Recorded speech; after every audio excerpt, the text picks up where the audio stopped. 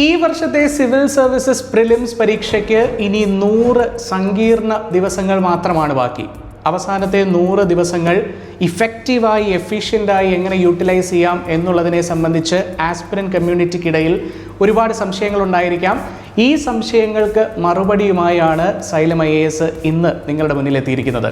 അവസാനത്തെ 100 ദിവസത്തെ dos and ഡോൺസിനെ പറ്റി ഡിസ്കസ് ചെയ്യുന്നതിന് മുൻപ് ഒരു പഴയ ജാപ്പനീസ് പ്രോവർബ് നിങ്ങളുടെ ഓർമ്മയിൽ സൂക്ഷിക്കുക. A vision without a proper execution remains always a hallucination. നിങ്ങളൊരു പക്ഷേ ഒരു IIT ഗ്രാജുവേറ്റ് ആയിരിക്കാം, നിങ്ങളൊരു മെഡിക്കൽ ഡോക്ടർ ആയിരിക്കാം, ഒരു ചാർട്ടേഡ് അക്കൗണ്ടൻ്റ് ആയിരിക്കാം, ഒരു അഡ്വക്കേറ്റ് ആയിരിക്കാം, ഇനി അതുമല്ലെങ്കിൽ ഒരു സാധാരണ ആർട്സ് ബാക്ക്ഗ്രൗണ്ടിൽ നിന്നുള്ള ആളായിരിക്കാം. നിങ്ങളുടെ മുന്നിൽ പ്രിപ്പറേഷന് 100 ദിവസം ഉണ്ടായിരിക്കാം, ഒരു വർഷം ഉണ്ടായിരിക്കാം, വർഷങ്ങൾ ഉണ്ടായിരിക്കാം, ദശാബ്ദങ്ങൾ ഉണ്ടായിരിക്കാം. എന്തുമായിക്കൊള്ളട്ടെ, കൃത്യമായൊരു സ്ട്രാറ്റജി നിങ്ങൾ ഫ്രെയിം ചെയ്തില്ല എങ്കിൽ, കൃത്യമായൊരു സോളിഡ് സ്ട്രാറ്റജി നിങ്ങളുടെ മുന്നിൽ ഇല്ല എങ്കിൽ നിങ്ങളെ കാത്തിരിക്കുന്നത് പരാജയമായിരിക്കും. So take away number 1 is that you should have a rock solid strategy to prepare, especially in the last 100 days of the UPSC Civil Services Prelims examination. രണ്ടാമത്തെ കാര്യം, നിങ്ങൾ ഫ്രെയിം ചെയ്യുന്ന സ്ട്രാറ്റജി അത് കൃത്യമായി നിങ്ങളുടെ കഴിവ് തിരിച്ചറിഞ്ഞ്, നിങ്ങളുടെ പരിമിതി തിരിച്ചറിഞ്ഞ്, നിങ്ങളുടെ പ്രശ്നങ്ങൾ മനസ്സിലാക്കി മാത്രം ഫ്രെയിം ചെയ്തിരിക്കുന്ന ഒരു സ്ട്രാറ്റജി ആയിരിക്കുക എന്നുള്ളതാണ്. Say for example, Indian polity by M. Laxmikanth എന്ന വലിയ ടെക്സ്റ്റ് ബുക്കിന് വേണ്ടി 5 ദിവസം മാത്രം മാറ്റിവെക്കുക, സ്പെക്ട്രം എന്ന ടെക്സ്റ്റ് ബുക്ക് കംപ്ലീറ്റ് ചെയ്യുന്നതിന് വേണ്ടി 4 ദിവസം മാറ്റിവെക്കുക എന്ന തരത്തിലുള്ള ഇംപ്രാക്ടിക്കലായ ഡൂവബിൾ അല്ലാത്ത സ്ട്രാറ്റജികൾ ഒരു കാരണവശാലും നിങ്ങൾ ഫ്രെയിം ചെയ്യാതിരിക്കുക. So take away number 2 is that the strategy that you frame in the last 100 days of your preparation should be doable and practical. അവസാനത്തെ 100 ദിവസങ്ങളാണ് എന്നുള്ളത് കൊണ്ട് തന്നെ സ്വാഭാവികമായും നിങ്ങളുടെ പഠനത്തെ ബാധിക്കുന്ന പലതരത്തിലുള്ള സമ്മർദ്ദങ്ങൾ നിങ്ങളുടെ മനസ്സിനെ ബാധിക്കാം. കുടുംബങ്ങളിൽ നിന്ന്, സമൂഹത്തിൽ നിന്ന്, ഫ്രണ്ട്സിൽ നിന്ന് നിങ്ങളുടെ സ്ട്രാറ്റജിയെ സംബന്ധിച്ച് പലതരത്തിലുള്ള ചോദ്യങ്ങൾ നിങ്ങളുടെ മുന്നിലേക്ക് വരാം. സ്വാഭാവികമായും ആസ്പിരൻസിൻ്റെ മുന്നിൽ കാണുന്ന മറ്റൊരു പ്രധാനപ്പെട്ട വെല്ലുവിളി എന്ന് പറയുന്നത് അടിക്കടി സ്ട്രാറ്റജിയിൽ നിന്ന് ഡീവിയേറ്റ് ചെയ്യുക എന്നുള്ളതാണ്. ഒരു ഫ്രണ്ട് ഒരു ടോപ്പറിൻ്റെ സ്ട്രാറ്റജി ഇതാണ് എന്ന് നിങ്ങളോട് പറയുന്ന പക്ഷം നിങ്ങൾ നിങ്ങളുടെ സ്ട്രാറ്റജി മാറ്റുന്നു, അതും കേവലം 100 ദിവസം മാത്രം ബാക്കിയുള്ളപ്പോൾ. ഇത് തീർത്തും തെറ്റായ ഒരു പ്രവണതയാണ്.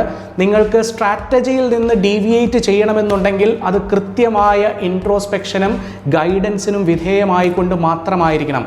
So take away number 3 is that do not deviate from the strategy unnecessarily, and the final takeaway is that deviate from the strategy only once it is proved unproductive. Civil സർവീസസിനായി തയ്യാറെടുക്കുന്ന കമ്മ്യൂണിറ്റിയെ നമ്മൾക്ക് ഇതുകൂടാതെ വളരെ സ്പെസിഫിക് ആയി തന്നെ address ചെയ്യേണ്ടതുണ്ട്.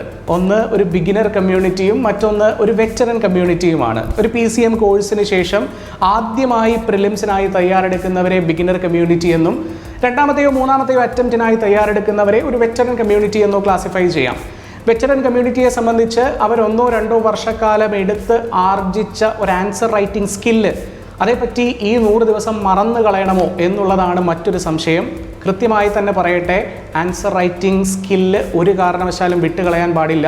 അവസാനത്തെ 100 ദിവസമാണെങ്കിൽ പോലും നിങ്ങൾ വർഷങ്ങളായി ആർജിച്ചെടുത്ത നിങ്ങളുടെ സ്കില്ല് പോളിഷ് ചെയ്യുന്നതിനായി ഒരു ദിവസം 10-15 മിനിറ്റ് മാറ്റി വെക്കുന്നതിൽ യാതൊരു തെറ്റുമില്ല. കാരണം നിങ്ങൾ ഈ ഗ്രൗണ്ടിൽ പുതിയ പ്ലെയേഴ്സ് അല്ല.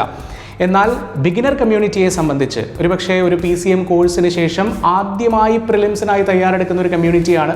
അവരെ സംബന്ധിച്ച് കൃത്യമായി സെൽഫ് സ്റ്റഡിക്ക് വേണ്ടിയിട്ട് ടൈം അലോക്കേഷൻ നടന്നിട്ടുണ്ടായിരിക്കില്ല എന്നുള്ളത് വലിയൊരു ചലഞ്ചായി അവർ മുന്നിൽ കാണുന്നുണ്ടായിരിക്കാം.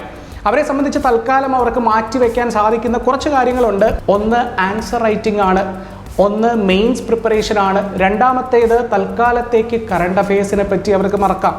കാരണം കറണ്ട് അഫയേഴ്സ് എന്ന് പറഞ്ഞാൽ എന്തുമാകാം, എവിടെ നിന്നുമാകാം. സ്വാഭാവികമായും നിങ്ങളുടെ സ്റ്റാറ്റിക് ആയിട്ടുള്ള പോർഷൻസ് സോളിഡ് ആക്കി എക്സാമിന് വേണ്ടി പ്രിപ്പയർ ചെയ്യുക എന്നുള്ളതാണ് ഈ ഘട്ടത്തിൽ നിങ്ങൾ ഫസ്റ്റ് പ്രയോറിറ്റി ആയി കൺസിഡർ ചെയ്യേണ്ട ഫാക്ടർ.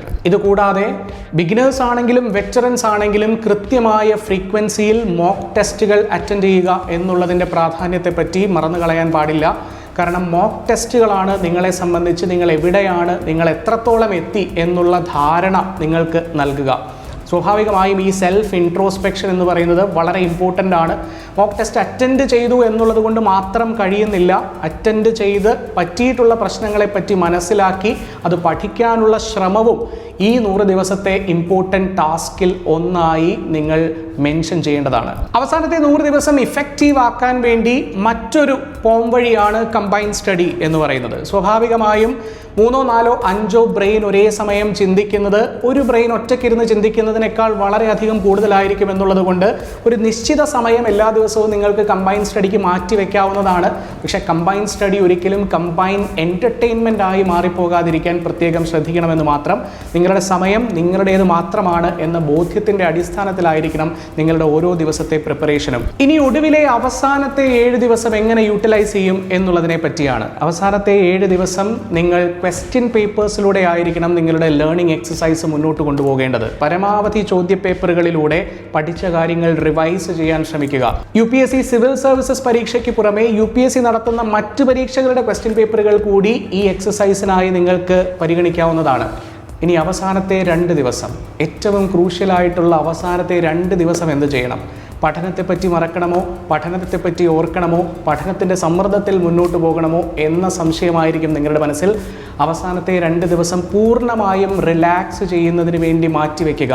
പഠിക്കാൻ കഴിയുന്നത് നിങ്ങൾ ഓൾറെഡി പഠിച്ചു കഴിഞ്ഞു എന്ന വിശ്വാസത്തിൻ്റെ അടിസ്ഥാനത്തിൽ അവസാനത്തെ 2 ദിവസം നിങ്ങളുടെ മനസ്സിനെ റെജുവിനേറ്റ് ചെയ്യാൻ വേണ്ടി, നിങ്ങളുടെ മനസ്സിനെ പൂർണ്ണമായും റിലാക്സ് ചെയ്യിക്കുന്നതിന് വേണ്ടിയുള്ള ടെക്നിക്സ് എന്തെല്ലാമാണോ അതെല്ലാമായി മുന്നോട്ട് പോവുക. നിങ്ങളുടെ ഹോബീസ് എന്തെല്ലാമാണോ അത് പ്രാക്ടീസ് ചെയ്യുക. എക്സാമിനേഷനെ പറ്റി മറക്കുക, എക്സാം പ്രിപ്പറേഷനെ പറ്റി മറക്കുക, എക്സാമിനായി തയ്യാറെടുത്തിരിക്കുന്ന കാര്യങ്ങളെപ്പറ്റിയും മറക്കുക.